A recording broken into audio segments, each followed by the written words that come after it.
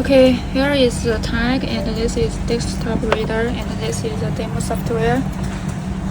Open this. Reserve, choose a reserve, and start address 2, length 2. Read the password and rewrite the password. Right, yes. And go to the log and unlock the tag, and choose the access password. And enter the password you just rewrite. Okay, click the log and back to here, and you can rewrite. Can choose the EPC area again, and choose the log,